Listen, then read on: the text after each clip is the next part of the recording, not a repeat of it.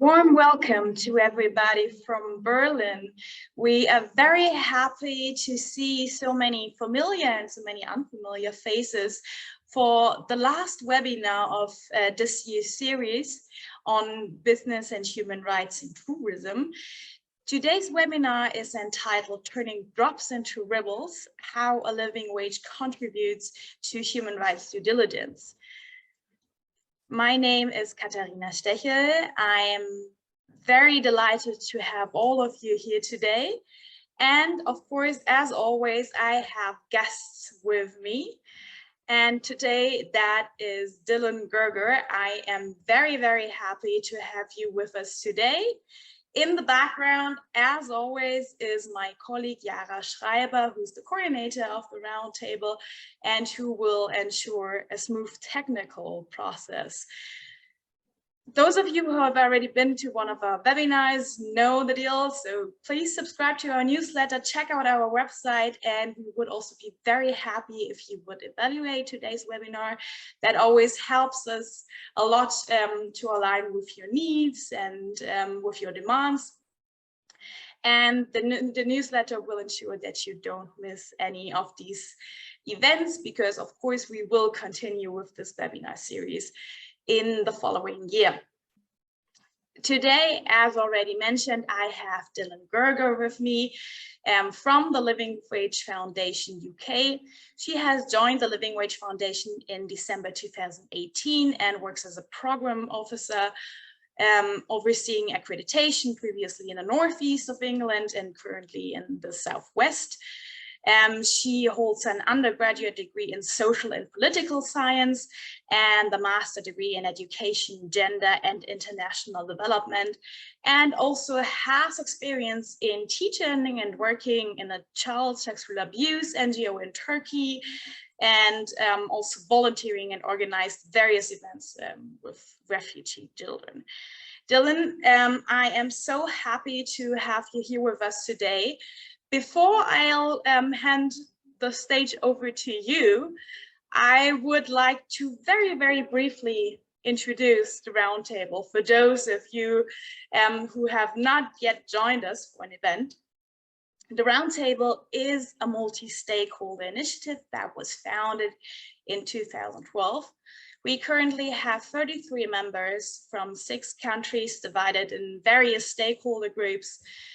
Here you can, that slide, you can see our members, and you can also see the mission of our organization. We are actually the largest sector dialogue platform in tourism. And for us, the goal is to truly provide a trusted platform to bring various stakeholders together, to provide guidance materials, to provide learnings, several publications. We have a great resource center on our website where you find publications on human rights in tourism. We have various tools. We have great publications on various topics. So check out our website. And whenever you have any human rights in tourism issues, also feel free to contact us.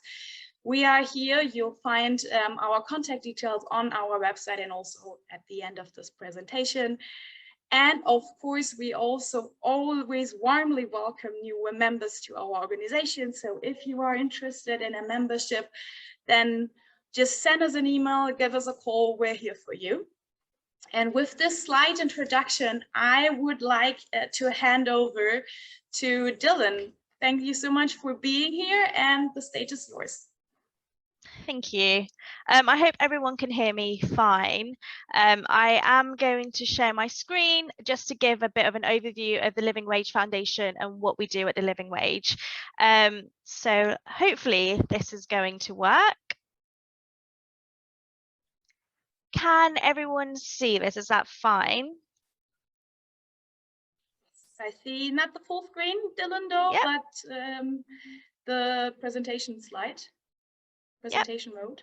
Perfect. Right, so just to talk a little bit about the Living Wage. So I'm Dilan. I've been at the foundation for the last couple of years now.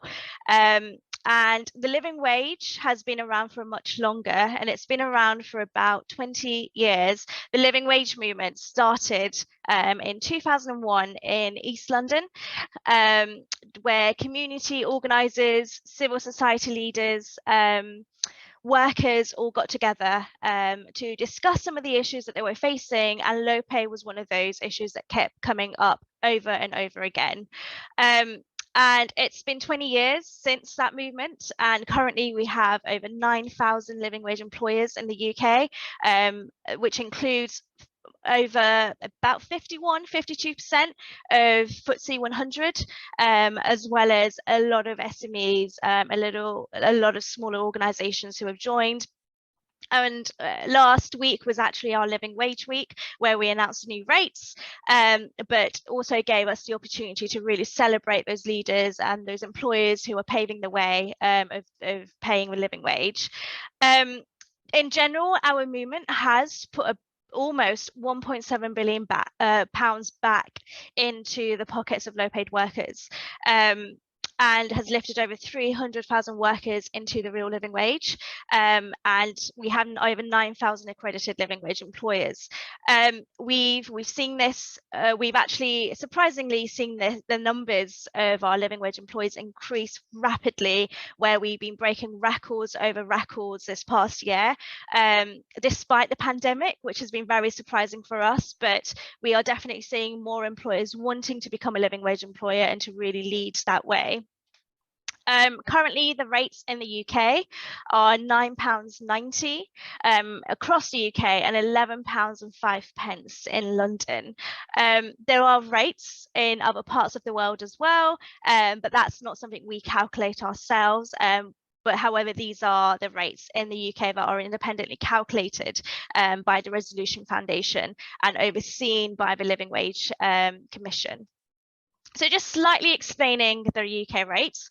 So we have the national living wage and we have the real living wage. And the main difference between the two, aside from the rates, but the main difference is that the national living wage is mandatory. So that's decided by the government, and the real living wage is an independent body that calculates the real living wage, and it's a voluntary rate that employers choose to pay.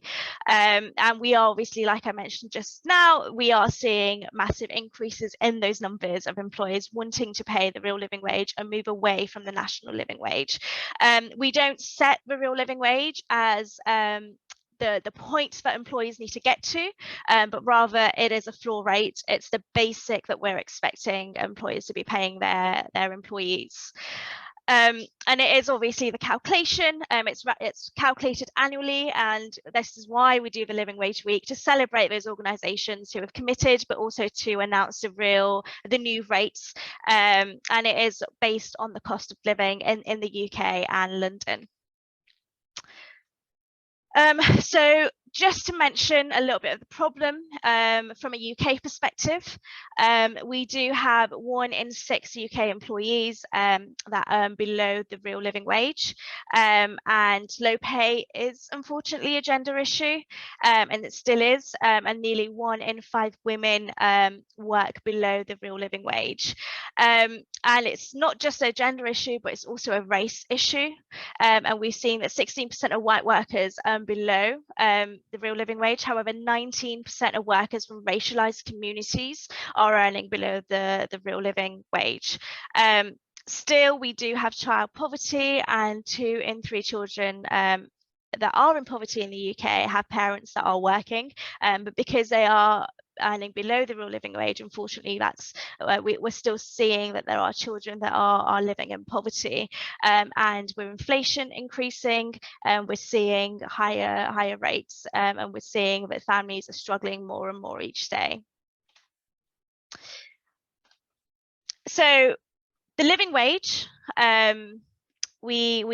with business cases, with organisations that we speak to, with the organisations in our network, we've been putting out surveys with them every couple of years. And the most recent survey that we did put out with the Cardiff Business School in the UK, 86% of businesses have said that the living wage has improved their reputation of their business, and 93% of our network, of our 9,000 employers network, has said that the living wage has benefited them one way or another. So we are seeing that there are a lot of business benefits, and some of our employees say, do get worried a little bit with the short term, but actually they realize that in the long term there are massive benefits of becoming a living wage employer. So these are our principal partners. So our principal partners are there that really do lead the way of the living wage in the UK, but also some have taken on this step and started leading that way across different countries as well. Just to quickly go over what the living wage accreditation is and what it means in the UK, and I'm sure that with more living wage accreditation bodies forming across the world, we have two main principles, and one of them is that all directly employed staff must be on the living wage, and all third-party contractor staff should be on the living wage. If they're not, we do understand it can be difficult with third-party staff to implement that straight away. So we do allow that phased approach where organizations can have a plan, a milestone plan, and set out for the next 2 to 3 years to see that those employees are being uplifted onto the real living wage. It is a mark of responsible employer. So once an organization is accredited with us, they are able to use our branding and our logos on their websites, anywhere they go, and state that, have that logo visibility. So like I mentioned, how to become a living wage employer. This is mainly from a UK perspective, but it's to pay all directly employed staff, have a plan for your contractor staff, and then to complete the online form. So we usually have a quick meeting with these employers, and then once they complete their form, we do accredit them. So it can be a very quick process, but it very much depends on the third-party contractors and the capacity of the organisation looking into becoming a living wage employer. So the final slide is, what does the next 20 years look like? And I think this might be relevant to some of you. So moving on from living wage, we understand that the living wage is very important, but it's not the only issue of in-work poverty. Hours, zero-hour contracts are just as important. So we have launched a living hours scheme that provides security of hours alongside the real living wage. This is a separate accreditation, but in order to become a living hours accredited organisation, employer, that organisation needs to be a living wage employer first. We are also looking on a global living wage and what that means. So it's strengthening the national movements across the globe to ensure that workers across global operations and throughout supply chains are paid the real living wage. This is still very new. There's still a lot of work that needs to go in, but we've started building those national movements. And there was a US launch. So the US launched their accreditation body just last week. And there are more that hopefully we'll be able to see more launches coming through. And finally, Living Wage Places recognises and celebrates cities, boroughs, buildings, celebrating them of becoming a living wage accredited. So we usually ask them to develop their action group where employers and councils and local authorities are coming together to really push the living wage across their areas. And that's really it. Wonderful. Thank you, Dylan, for that brief overview. And I think now we'll dive into that little interview situation that I've already announced. I already also see the first questions coming in the chat. So I will just start setting the scene a little bit, and then we will include the questions from the audience. So you already showed us that slide where we have the difference between the minimum wage and the living wage. But as some of you might know, there is no global definition for a living wage. So I would be interested in, how does the Living Wage Foundation defines the living wage, and what are, in your opinion, the most important criteria that actually differentiates the living wage from the minimum wage? Yeah, sure. So how we would possibly define the living wage is that it's the cost, it's the living wage is a cost based on the cost of living. It's a wage that meets everyday needs like groceries, energy bills, rent, surprise costs such as if the boiler breaks, and important essentials like school uniform for growing children. It's calculated each year, and it's about employers voluntarily doing the right thing by workers and families by ensuring their employees earn a wage that is enough to live on, not just a government minimum. And going on to the second question about the national living wage and the real living wage, the government's national living wage is a wage that is the legal minimum and is based on a percentage of the median earnings rather than the living costs. And it's currently worth about £1,900 less per year than the real living wage in the UK. Yeah, that also implies that the living wage needs to be defined for each country, right? So that, of course, brings up the question, how do you calculate the living wage for specific countries? And also, of course, we are joined by a lot of tour operators, by a lot of tourism stakeholders. So it would be interesting for them to know, what tools can I use? How do I tackle this issue from the beginning?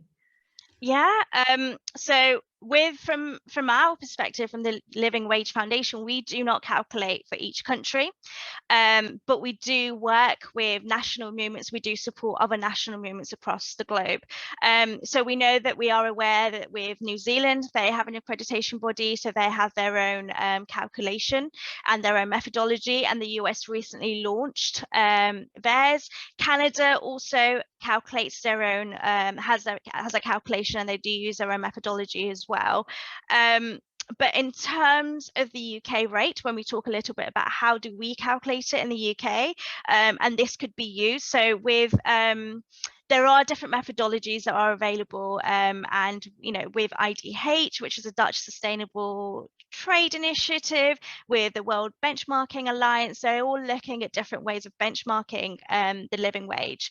But in the UK, the way we calculate it is that we look at different cost of living requirements for 17 different family types, which is then weighted across according to incidence across the UK. And with this in mind, it does take into account the cost of living for single people as well as cohabiting couples without children, alongside families with children, and the rates are the result of an average cost of living for different family types combined with how the tax and benefit system interacts with each type of family. And this is not only offers a complete picture of the cost of living, but also takes into account some of the increased costs of living as a single person. And so the final rates represent the average cost of living for family with some children, but there isn't a specific number of parents and children that they cover. This is going to vary according, across the globe of how they calculate it, because there are different, as I mentioned, different tax and benefits. So it will be very much varied. We are aware of some calculations, but we're not aware of calculations all across the world. So I can answer that much mainly from a UK perspective rather than a global perspective. Yeah, as always, I guess that's a point where you need to join forces and where you need to bring different organizations in, right? Absolutely. And what you've already said about like raised costs, that brings me to my next question, because I mean, you as the people sitting here, I don't need to tell you how hard COVID has hit the whole world, and specifically the tourism industry as a sector. So you already mentioned before that you saw an increase and people being interested in becoming a living wage employer, which is of course surprising within the situation of the pandemic. So I was wondering, do you know what the ambition was? Like, why did people started to become a living wage employee, especially in times where they might be short on time, they might be short on money? And of course, which might be also connected to my question, is how the situation has actually worsened in countries for workers with the pandemic. Yeah, absolutely. It's been incredibly difficult for everyone across the world. And from the UK side of things, I think businesses across Britain had to adapt. And more employers across the UK are choosing to do the right thing by workers and families. And I think about over 3,000 more employers have joined us since lockdown.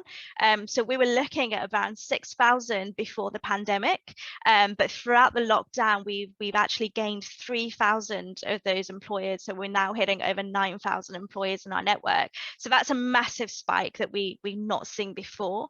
And I think our network, speaking from our network, for our network, we recognize that the living wage is more important now than ever.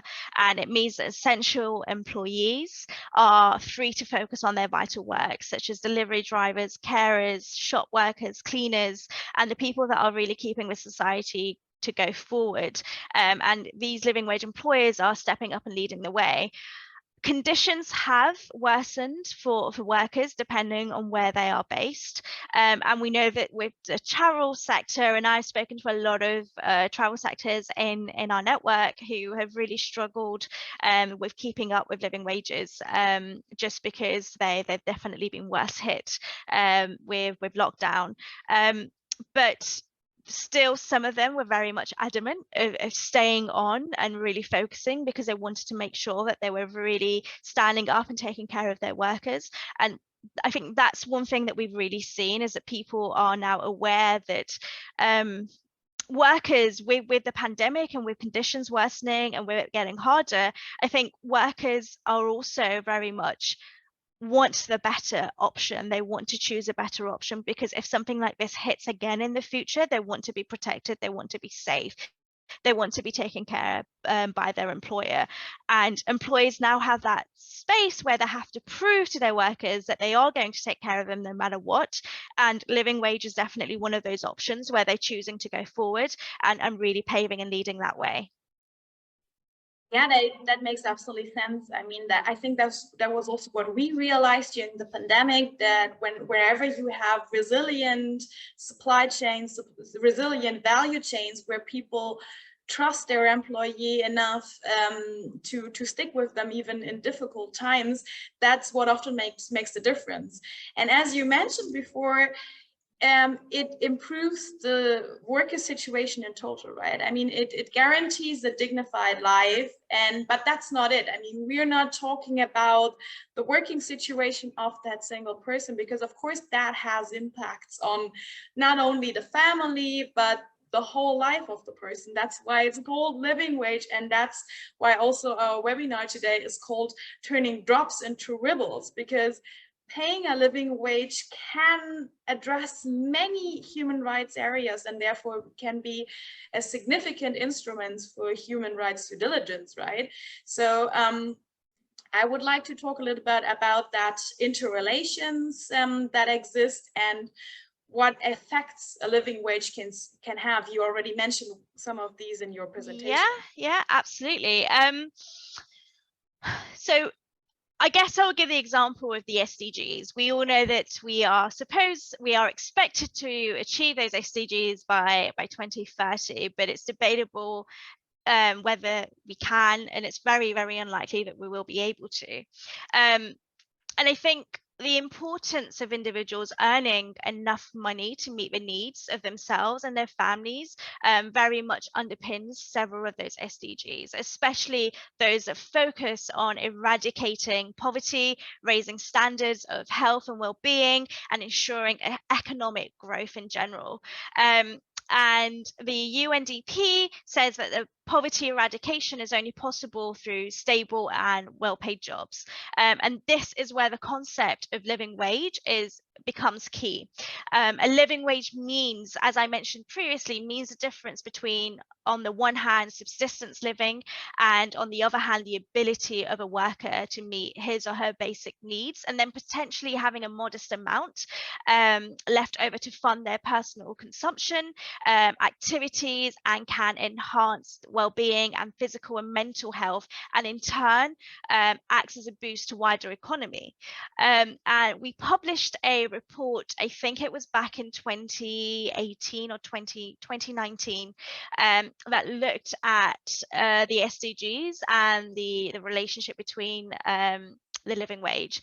And we found the report suggested that the living wage is crucial to 8 of those 17 SDGs. And these include the no poverty, zero hunger, good health and well-being, quality education, gender equality, clean water and sanitation, decent work and economic growth, and finally, reduced inequalities. So we do really see that correlation between the importance of living wage and how it would really help not only individuals, but societies as a whole, and how it can potentially be one way of eradicating poverty and improving the life, the living and the life being of individuals across the world.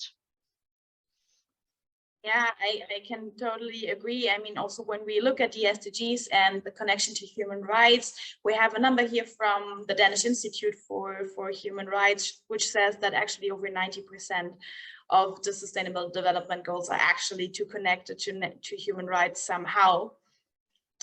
And that brings me to a question regarding the implementation that is from the audience. So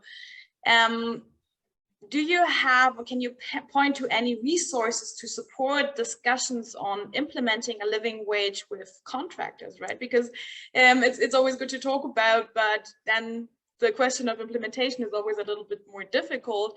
And that brings a related question, which is what about the resources for pushing this down the supply chain, and maybe not even only providing a dignified life for first tier contractors or suppliers, but also second tier, third tier, and so on.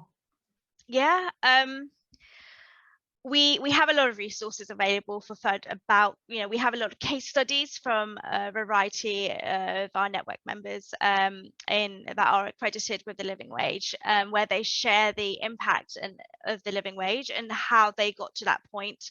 I guess the one scheme that we do have at the foundation to really focus on third-party contractors is a scheme called Recognised Service Providers. And what Recognised Service Providers do is they take into account the different organisations with different, with the way they're set out, the way they work, such as agency organisations where they are providing cleaning staff, security staff, catering staff to other organisations. It's difficult for them to become a living wage employer because they have to have, if they want to become a living wage employer, it means that 100% of their contracts needs to be on the real living wage. Some have achieved that, which is fantastic, and we've really seen a massive impact through recognised service providers tackling low pay. And what this means is they provide 2 bids to employers, to organisations that they're working with. One of them is at the market rate and the other is at the living wage. So we ask organizations when they want to become a living wage employer is to ensure that all of their third-party contracts are a living wage. So when they receive the bid of the market price, they can ask to increase that to the real living wage, or they can choose to work with a recognized service provider who already provides them with that bid. We've of course seen many challenges. We've identified a lot of challenges, and for the tourism sector, there are challenges that they face that are very that are very general, such as many other smaller organizations in the UK.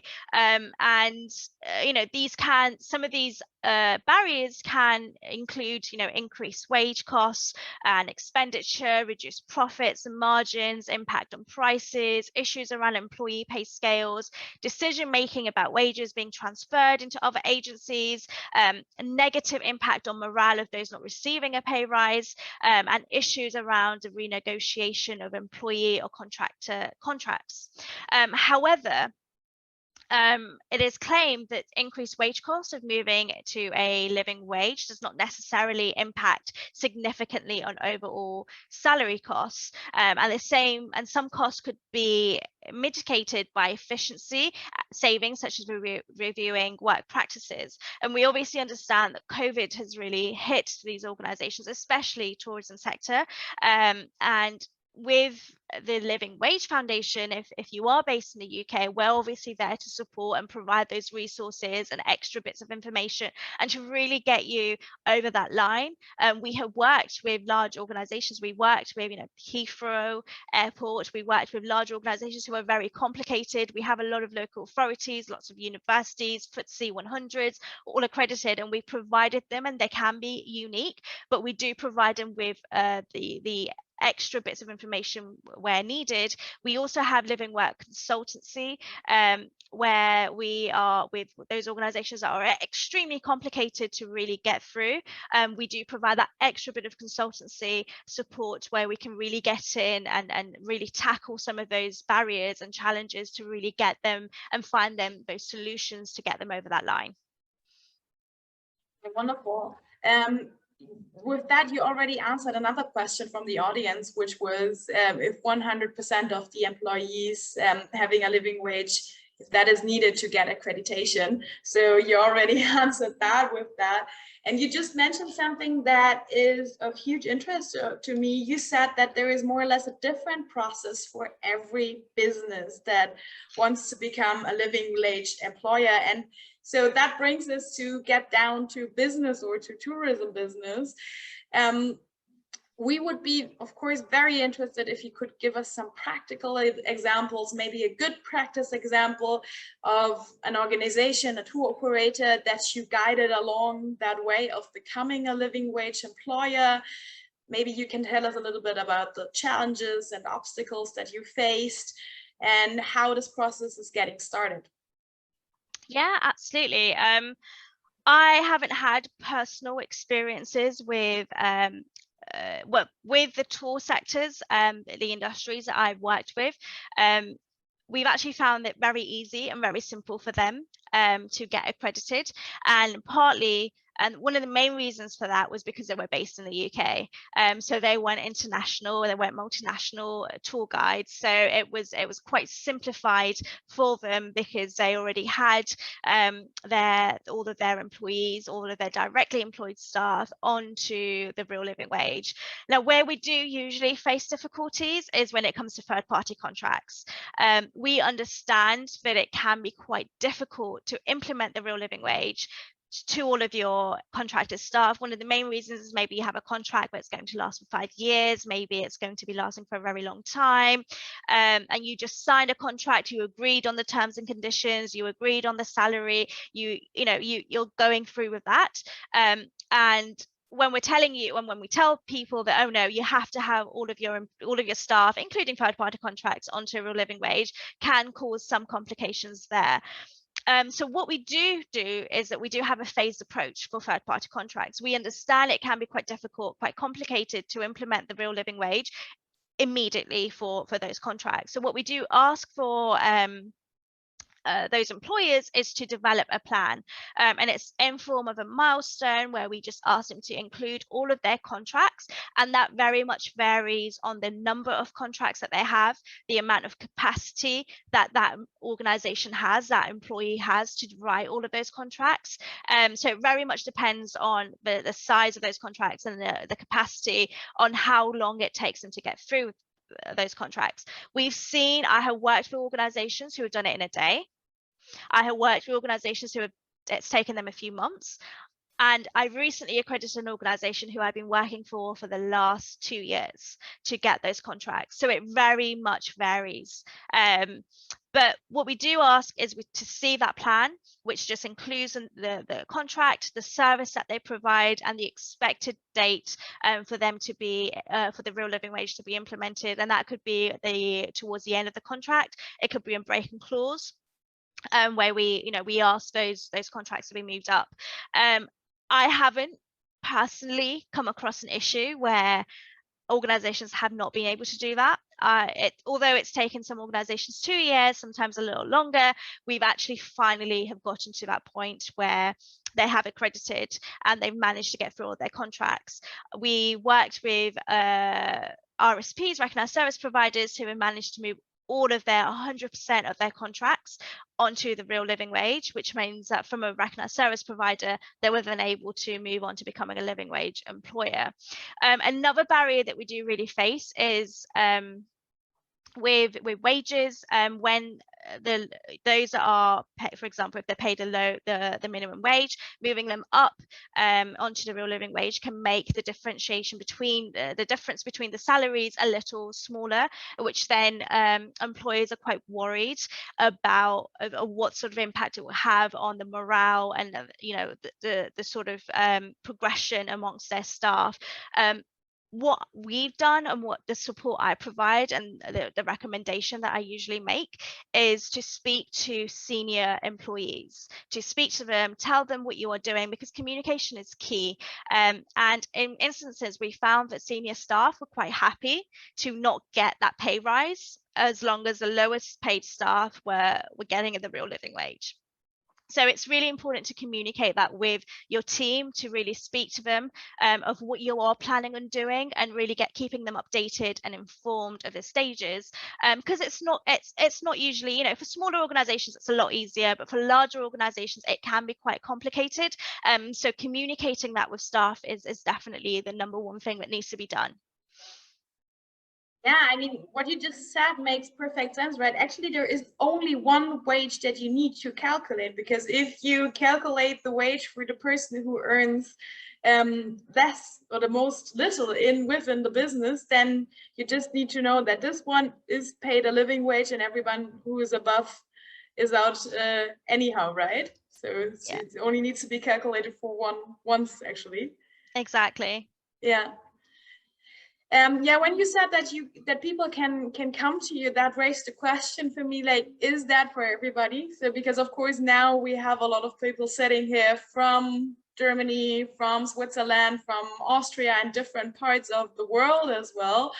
So where should they go? Do they come to you? Do they come to the Living Wage Foundation UK, or should they go to other organizations if they attempt to become a living wage employer? Yeah, so it really depends on what it is that they want to do. So if they want to calculate what a living wage could be, they have the options to reaching out to IDH and having a looking at their living wage roadmap. They're more than welcome to get in touch with us. With the Living Wage Foundation, and we can discuss. We won't be able to give you a calculation. We won't be able to give you the same amount of support and information that we can to employers. However, if there might be living wage movements in the country that you're based, and it's very important to kind of do that, maybe do that bit of desk research to see if there are already living wage campaigns and movements happening in where you are based. And we're obviously, if you want to start that campaign, if you want to start that movement, we're more than happy to discuss that and share that knowledge. We have various organizations based in different parts of the world who are looking into developing their own national living wage movements. So it will be completely fine to really bring that bit of information and support as well to those organizations who are looking into or wanting to start their own national living wage movements. Of course, getting started is always the first step, and realizing that there is a problem and then trying to tackle that.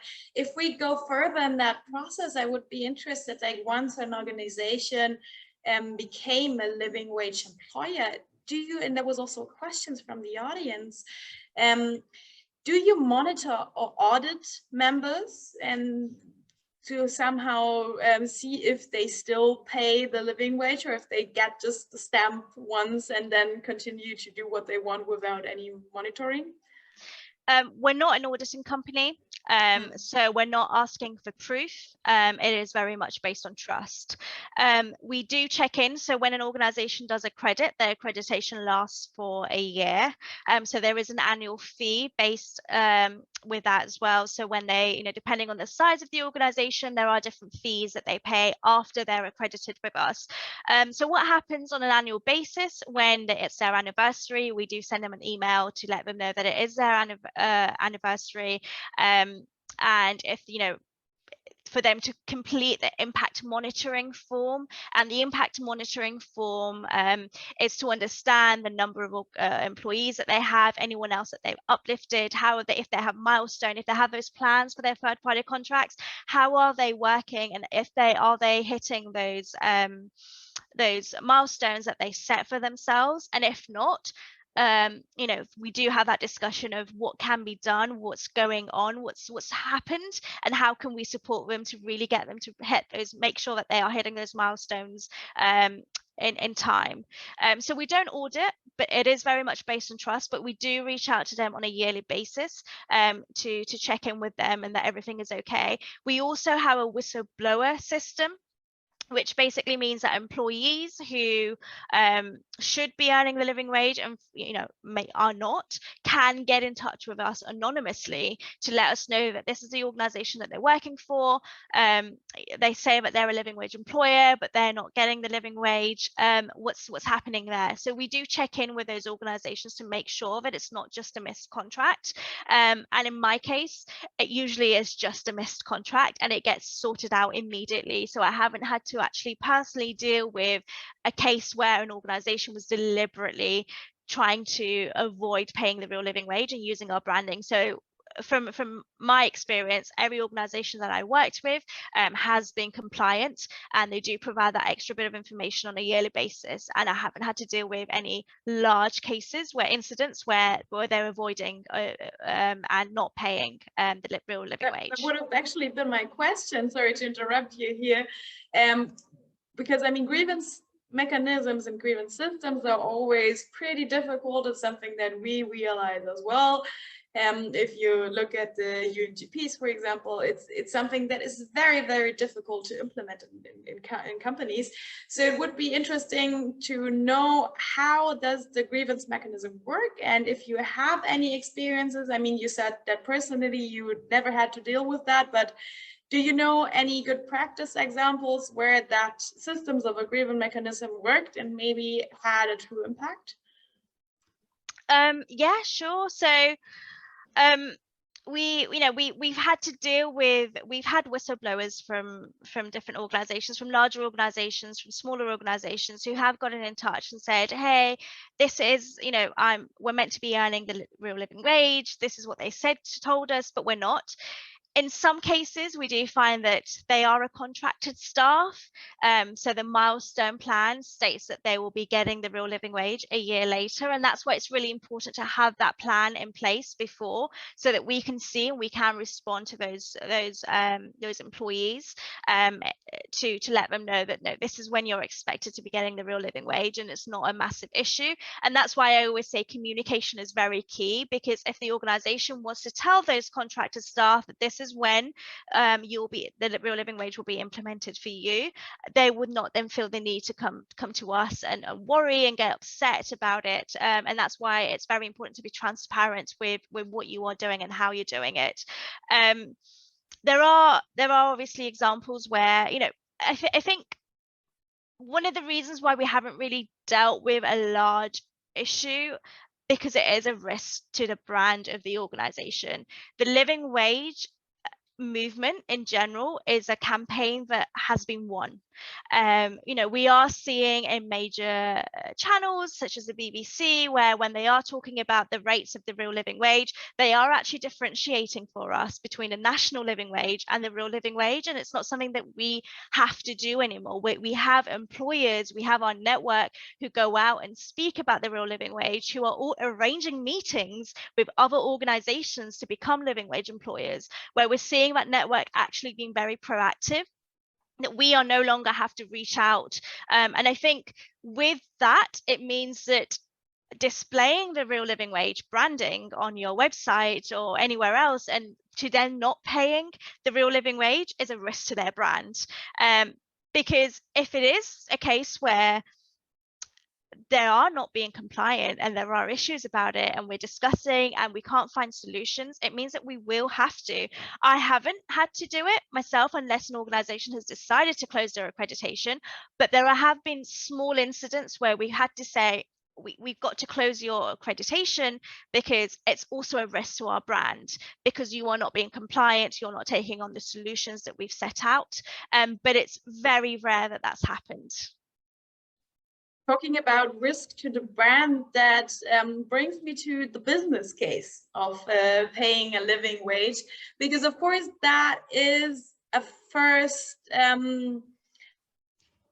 step, right? I mean, to realize that it could bring harm to your brand if you're not paying a living wage. And we can talk about all the good that we want. We know that in the end, it's going down to the costs, and that businesses are interested in, is that expensive for me? Does it make sense? And of course, we can say it makes sense from doing good, but I am pretty sure that there is also a business case why it makes business sense to do that. The first thing I would recommend to everyone that has joined today is to have a look at our website. There are plenty of case studies from different sizes, different organizations. We have reports for smaller employers. We have specific case studies for larger organizations, for smaller organizations, who have all talked about the impact that they have seen on, by becoming a real living wage employer. Some of the benefits that I can slightly talk about is that there are a number of potential benefits, and that you get from implementing the real living wage, and studies that examine these business case for the living wage in terms of impact of employers are limited and varied, and they do very much focus on the costs and benefits for employers. And like you said, that's what employers want to know. They want to know, what is the cost, what is the benefits for me becoming a real living wage employer? And research has pretty much identified that the business benefits of a living wage from that perspective of employer have included evidence of reduced staff turnover, reduce where employees are not as absent, so sick leave has decreased. There are reputational benefits, there are recruitment and retention of staff, worker morale has increased, productivity has increased, and these are all linked to organizations paying a real living wage. So like I said, we recently conducted a research with our large network, and it's the most recent one. I'm not 100% sure if it is published just yet, but when it does become published, I'm more than happy to send that through, and that will state the different benefits, the updated benefits. We do have the old report, but this will be an updated benefits of a larger network of what they found. Some of the statistics that we found has been very similar to the previous ones, and like I said, there were 93% of our network who said that they found one benefit or another, whether that was retention, recruitment costs. And I guess one example I can give is with Brewdog, for example, in the UK. I don't know if Brewdog is anywhere else that you live, but Brewdog is a very large brewery company in the UK. And what they found was that a lot of their employees were actually staying on longer to progress, and that they found that recruitment costs had decreased because employees were staying on much longer. So although there was a cost attached of becoming a living wage employee, they actually found that they managed to recover that cost very quickly because they weren't spending lots of money on recruitment any longer. And when they were putting out a job offer, they were getting more people applying for that specific job role, and they were then able to pick the right person who would to take on that specific job. Thank you. And we have like 10 minutes left, so I would have one last question, and that is, if you could maybe briefly summarize, and you already talked a little bit about like your tips and recommendations to go on the website and to get familiar, but to talk about the crucial recommendations, very practical recommendations for tourism stakeholders that we have with us here today in their path of to a living wage. Yeah, I don't know if I'll have 5 recommendations, but some of those recommendations that I can offer.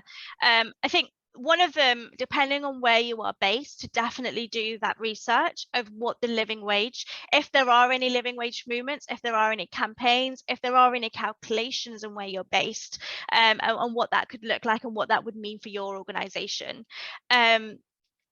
The other if there isn't a calculation in the country that you are based, I think the other important the next step would be to possibly look at the pay scale of what is the minimum wage in your country and what it is that you're offering to your employees, and what, you know, could that be changed? What does it mean? What do you think the cost of living would be? Maybe even communicating and speaking to your employees. It might be harder, it might be more difficult if you have a larger organization, but for smaller organizations, maybe speaking to employees and really having that communication with them of you know, what it is that their expectations are, and you know, how are, you know, if they are struggling, and what it means, and you know, what do they think of a living wage, and to really maybe even speaking with different travel organizations, because we are aware that although the living wage is very popular, and you know, we all know what the living wage is here who have joined this conversation, there are still a lot of people out there who have never heard of a living wage and what that means. So maybe even having that discussion and doing the potential research of maybe looking into the US and their accreditation body, maybe looking at Canada, looking at the UK, looking at New Zealand and how they've done it, and you know, how it works there and what the calculation there is and what their methodologies look like. But I guess the other most important thing is to really make sure that your directly employed staff and your third-party contracted staff are taken care of, and that you know, that you may be not paying them just the minimum wage stated by the government, but actually going that step further and really making sure that you're taking care of them, especially during the pandemic. You know, it's still not over, unfortunately, and we know that businesses are struggling, but workers and families are also struggling at the same time. So it's really important to really take care of them and really, you know, research what it would mean in the country that you are based. These are wonderful words to sum this interview up, I would say. And again, what we realized, it's never easy. It's always, it can seem as a deterrent to get involved in this topic, but it's worth it. We mentioned that already in the outline. Don't see it as cost, see it as an investment that benefits your staff, that has various very positive effects and is therefore a key to human rights due diligence within your company. I would skip the last two questions from the audience. I hope that's fine. If you still have questions, then just send them to us via email, and we're happy to answer them. And we'll also try to include some of the research that you mentioned on the website when we publish the webinar, as we always do afterwards. So there you will find some more information. And of course, that is also what the roundtable is for. You mentioned that it's important to bring organizations together to discuss in a group, saying what do you pay your employees, why is that necessary, what experiences do you have with this and that wage. So in the end, as always, joining forces is extremely important. I don't know if you have anything left to say, Dylan, from your side, if there is any last statement that you would like to make. I don't particularly have any last messages, but I think the most important thing is, you know, we are going through a very difficult time, and that's very understandable that there are some businesses that are really struggling, but we are, you know, it's very important that we are taking care of one another, and that the living wage is more important today than it ever has been.